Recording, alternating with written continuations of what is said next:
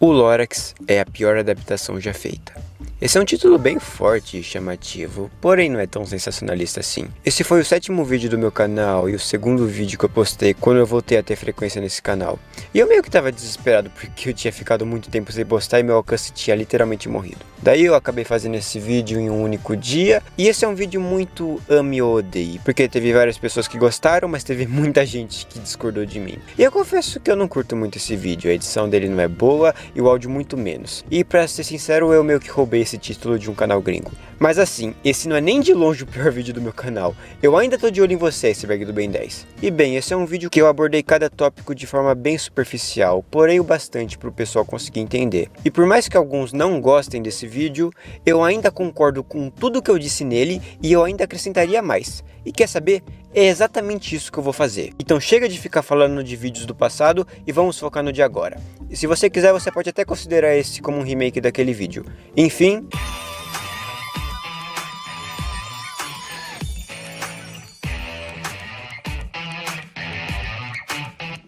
Então, como introdução, é bom eu falar dos dois motivos pelo qual esse filme existe.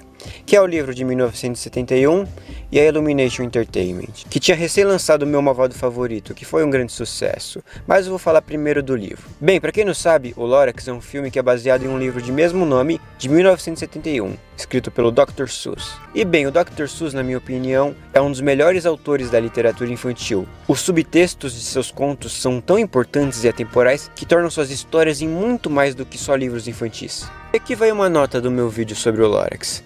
Bem, lá eu meio que chamei Orton, que também é baseado em um livro do Dr. Seuss, de medíocre, e eu vi que muitos ficaram em choque por causa disso. Mas eu só falei isso porque os subtextos são muito melhores trabalhados no livro. E o filme é muito descompromissado em certas partes, tanto que eles meteram uma cena tipo essa do nada. E é basicamente isso, parceiro. Subtextos. Os subtextos são muito melhores trabalhados no livro, apenas. E bem, o livro do Lorax, na minha opinião, é um dos melhores contos do Dr. Seuss, porque, como eu já disse, essa é uma das leituras infantis mais relevantes e atemporais que já foram feitas. E eu falo isso sem o menor exagero.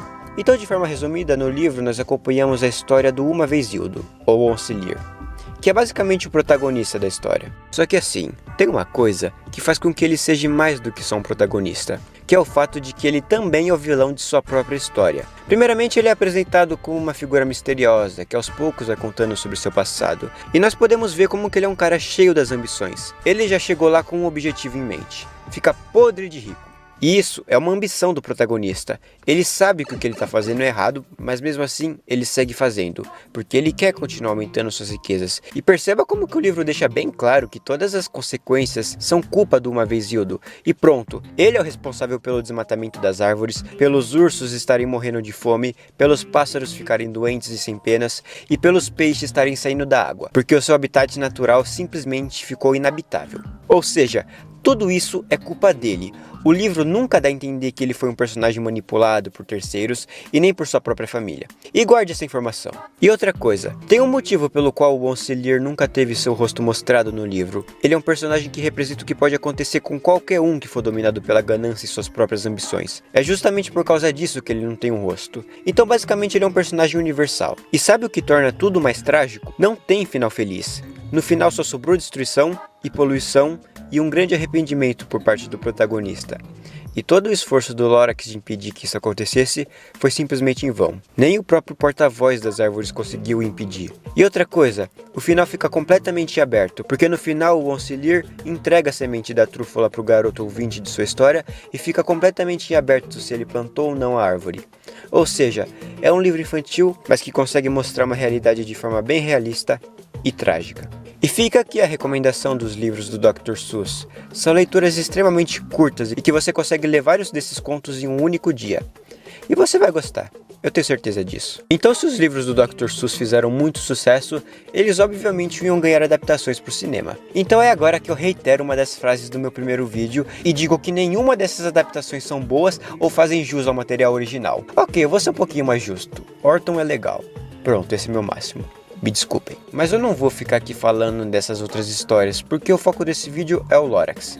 E apenas isso. Então, 41 anos depois do lançamento do livro, eis que o Lorax finalmente ganharia sua própria versão nos cinemas. E com certeza ele seria um ótimo filme se caísse nas mãos de um estúdio que focasse na qualidade das suas histórias e não no lucro gigantesco que elas iriam fazer, não é mesmo? E foi exatamente isso que aconteceu, não é mesmo?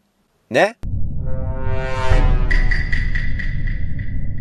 Illumination Entertainment. Bem, na época que eles tinham lançado o Lorax, eles ainda não eram essa empresa conhecida por sua mediocridade e ganância. Eles recém tinham feito sucesso com o Meu Malvado Favorito e estavam recém começando a spamar conteúdo sobre os Minions. Porque foi meio que assim, a Illumination viu que uma ideia deu certa e começou a spamar conteúdo sobre essa ideia até ninguém aguentar mais. E assim, eu não odeio eles por completo, eu até que gosto de Meu Malvado Favorito 1 e 2, mas isso é mais por efeito nostálgico e também pelo simples fato de que eu não acho que eles são ruins. Mas o foco desse vídeo é o Lorax, não é mesmo? Que esse sim é um filme horrível. Bem, para começar que esse filme é uma adaptação, então ele deve ser julgado por seus próprios méritos, não pelos méritos da história que ele foi baseado. Só que assim, existem casos que a comparação é meio que inevitável, e esse é um deles. Porque para começar que o livro é uma leitura extremamente curta, então se o filme fosse adaptar o livro, ele devia ter, sei lá, uns 40 minutos no mínimo, ou até menos, como é no caso da animação original, de 72. Mas não foi o caso, não é mesmo? Eles foram lá e fizeram um filme de 1h30 e valeu. E assim, não é um problema esse filme ter essa duração. Só que 80% desse filme é um montão de cena aleatória com esse montão de bicho fofo que não agrega em nada a história. Uns outros 19% desse filme são de uma outra subtrama ridícula desse moleque aí. E os outros 1% do filme é a história do Uma Vez Hildo. Então aqui nós já vemos um dos primeiros problemas do filme, que é o seu ritmo.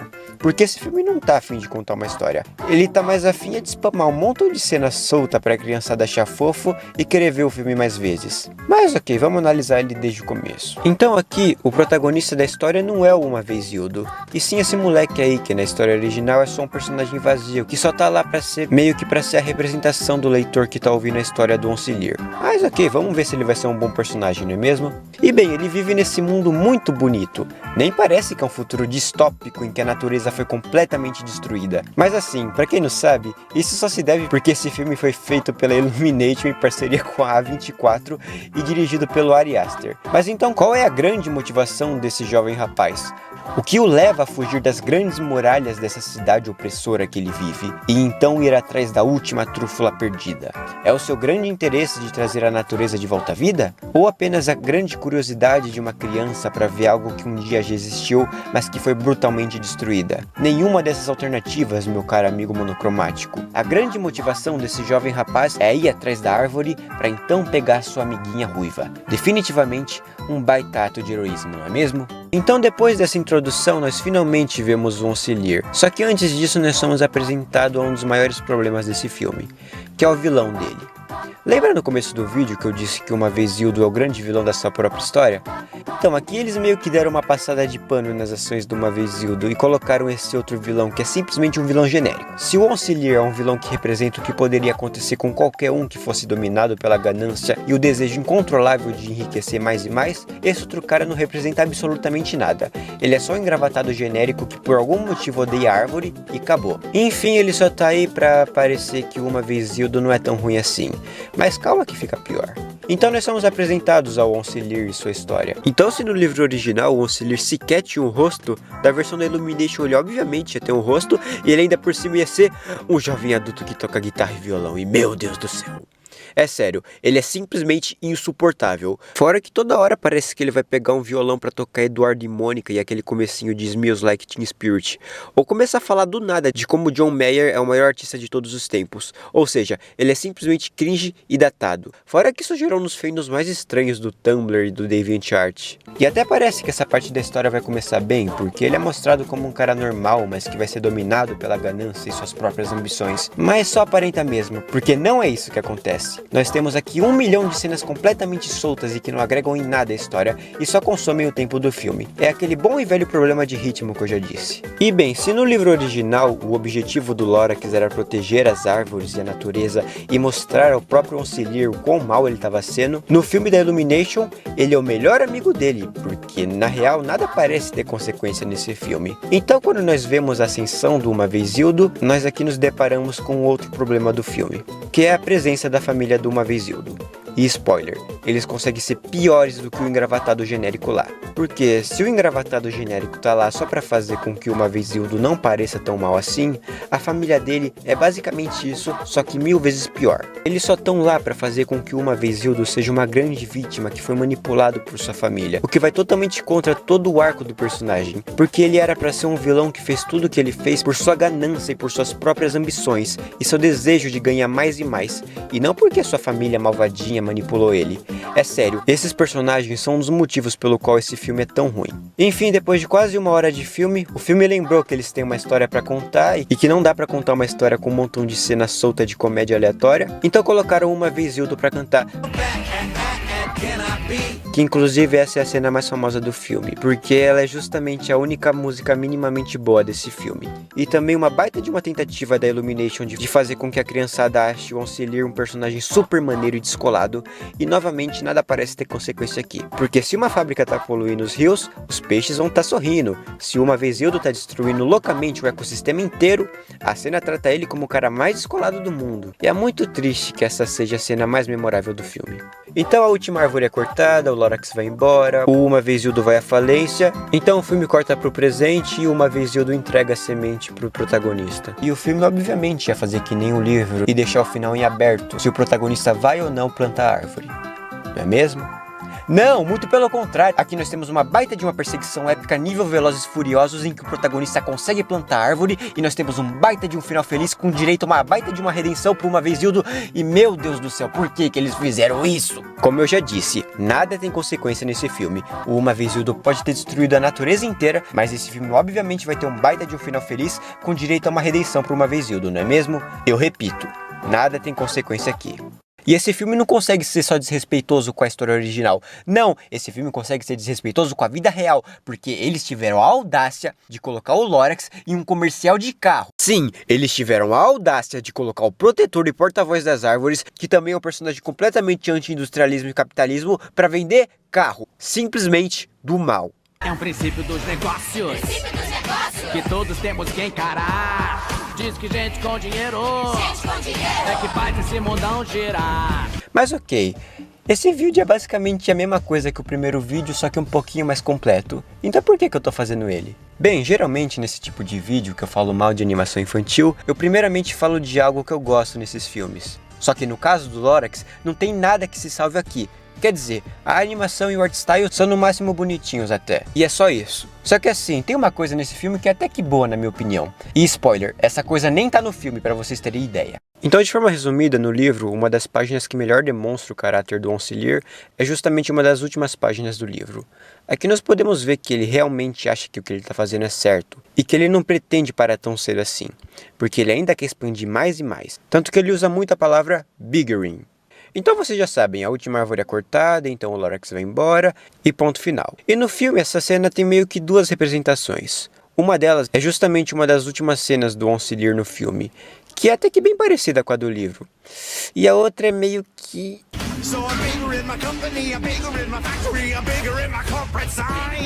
Então, se vocês repararam, esse filme é um musical. Só que assim, existe uma música que foi cortada desse filme. E ironicamente, essa é a melhor música do filme. Biggering. E bem, essa música é bem sombria, mas consegue demonstrar muito bem o arco do Ancilier. Porque na música ele fala: primeiramente, eu não conseguia ver tudo aquilo que eu queria ter. Eu tinha uma pequena casa e era o bastante para eu viver. Mas agora que eu tenho tempo, eu posso rever o que eu preciso. E eu preciso de um escritório maior, de uma cadeira maior, de uma mesa maior, de uma equipe maior e de um chapéu melhor para eu usar. Essa música consegue demonstrar perfeitamente todo o arco do Uma Vez Ildo, porque essa música assume que ele é o grande vilão da sua própria história. Essa música assume que ele fez o que fez, não porque ele é uma vítima que foi manipulado por sua família, mas sim porque ele queria uma sala maior, um escritório melhor, porque ele queria mais e mais. E olhando assim até parece meio que contraditório com o resto do filme, porque as cenas anteriores do filme ficavam naquela ideia ridícula de que uma vez Yodo foi manipulado por sua família. Mas aí chega essa cena e mostra que todas essas consequências foram culpa dele, foram culpa do Auxiliar e apenas dele. Então essa seria uma versão do filme que com certeza tornaria esse filme em um filme muito melhor. Pode ser que ele ainda seja ruim, pode ser, mas que com certeza seria muito melhor do que a versão que nós vimos, não é mesmo? Então nós poderíamos ter uma versão no máximo boa desse filme, mas era arriscado demais, não é mesmo? E no lugar disso nós tivemos um filme ruim, hipócrita, covarde, e ele pode até não ser a pior adaptação já feita, mas é com certeza um dos grandes concorrentes a esse cargo. Muito obrigado por ter assistido até aqui, se inscreve aí porque a maioria de vocês que me assistem não são inscritos no meu canal, e eu preciso chegar a 1000 inscritos logo. E então é isso, nós nos vemos no meu próximo vídeo, eu acho. Até mais!